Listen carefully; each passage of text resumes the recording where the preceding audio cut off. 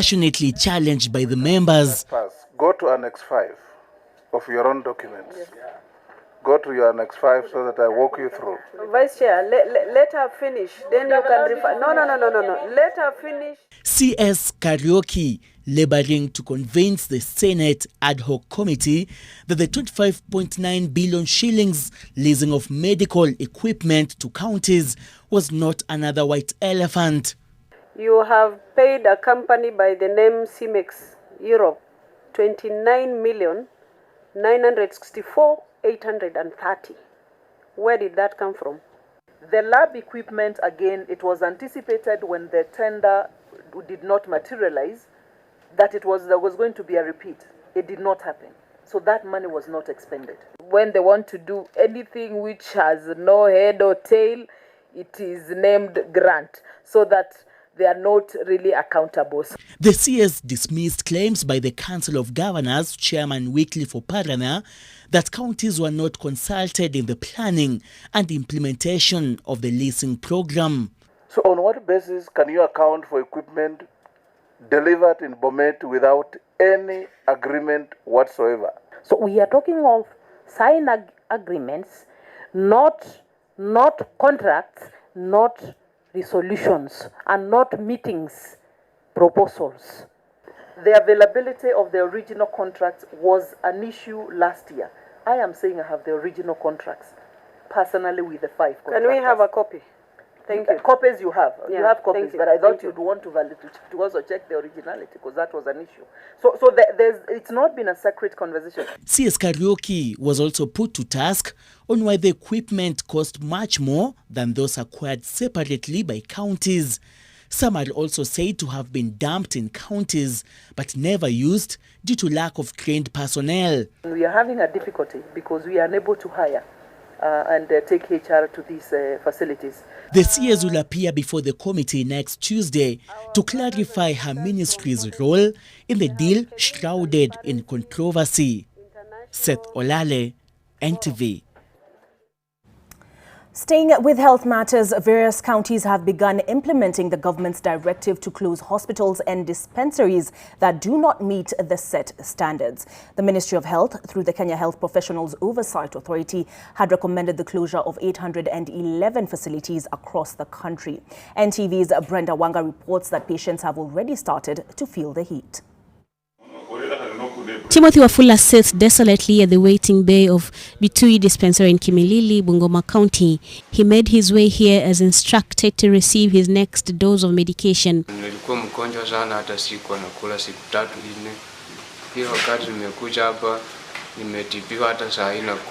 there is no one here to attend to him. The Ministry of Health has ordered the dispensary and 810 others across the country shut owing to standards being below par. His predicament is a shared one. Bridget Simiu's baby immunization schedule has also been disrupted. Sisi tutaumia kwa sababu hospitali inatusaidia mara kwa mara. Kwa sababu tuko na hospitali hii peke yake hapa karibu. These are just a few of those who are feeling the effects of the government's decision to shut down over 800 medical facilities across all 47 counties. In a circular dated 8th October, the Ministry of Health says the closures are informed by the outcome of an inspection exercise carried out under the coordination of the Kenya Health Professionals Oversight Authority between February and August this year. The survey revealed that the facilities failed to meet the minimum standards for licensing. The facilities failed to meet the standards for services offered, health infrastructure and health personnel. These include inadequate bed space and medical personnel, lack of mortuary facilities and facilities that do not have proper systems for disposing medical waste. But some of those who seek treatment at the facilities say the closures are premature.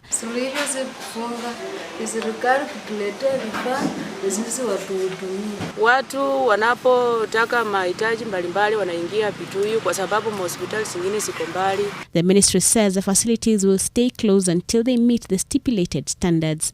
Brenda Wanga, NTV. The PCEA Kikuyu Hospital is under investigation to determine whether they are culpable of medical negligence in a botched corrective surgery for a 6-year-old girl. The procedure left the patient with a brain injury, and to add salt to injury, the patient is now stuck at the Bellevue Hospital in Nairobi, South Sea, her parents unable to raise the medical fees which the Kikuyu Hospital had reportedly committed to pay. Charity Mwangi spoke to the family. Claire Mbogo was a happy girl who enjoyed riding her bike until her family sought the expertise of doctors at the PCEA Kikuyu Hospital to correct a squint. Her mother became anxious when a procedure which ought to have taken 1.5 hours lasted much longer. Alipata mtoto wake kama amelazwa kwa kitanda ya theater akiwa anawekwa oxygen, huku akitolewa amewekwa pipe kwa mdomo. The surgery had gone wrong.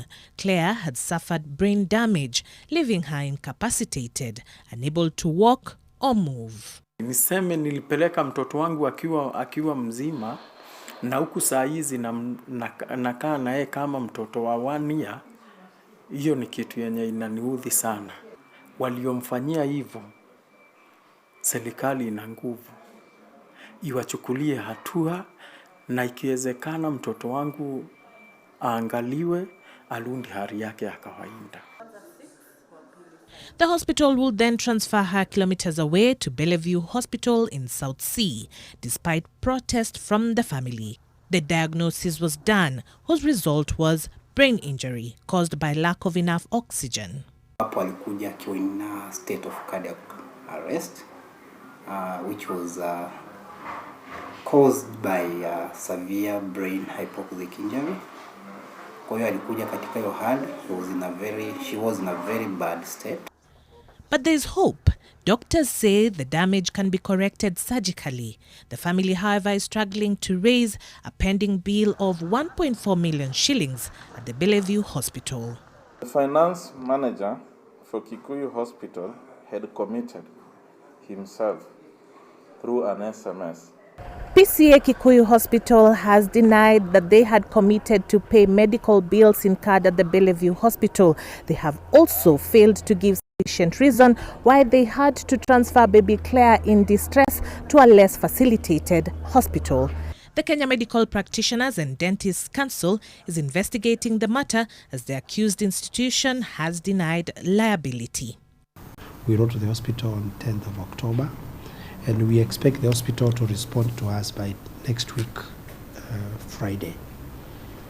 So once the hospital has given us their position, whatever report they give to us, we shall share the same report with the complainant. The probe may take up to 3 months, further deepening the family's woes. With each passing day, chances of full recovery dwindle. Charity Mwangi, NTV. The government says it has set aside 400 million shillings to mitigate the adverse effects of the floods washing over several parts of the country and which have so far claimed 4 lives. The torrential rains have resulted in heavy flooding, waters overtopping bridges, cutting off highways, destroying property and displacing people. Rose Wangoi has more details. 4 people have died after the vehicle they were traveling in was washed away as it crossed a flooded Mutindi stream in Kitui County. The double cabin with 6 occupants fell off a bridge, plunging into the raging waters. The 2 other occupants, including the driver, swam to safety. By Thursday morning, police, assisted by villagers, had removed 3 bodies from the wreckage. The bodies have been moved to the mortuary. Several kilometers in Marsabit, heavy floods have cut off villages, leaving many stranded. More than 1,000 people from 200 households have been displaced after homes were damaged or destroyed in areas around Moyale. The most affected areas included Bori, Kinisa, Yabalo, Watiti and Godoma. Residents are staring at starvation. I want to appeal to the national government. We seek the support for possibilities of airlifting where possible, foodstuffs to the areas that are most affected. In Mombasa, have expressed fears of possible outbreak of waterborne diseases as heavy downpour continues to pound the region. The heavy rains have flooded most parts of the county, rendering roads impassable.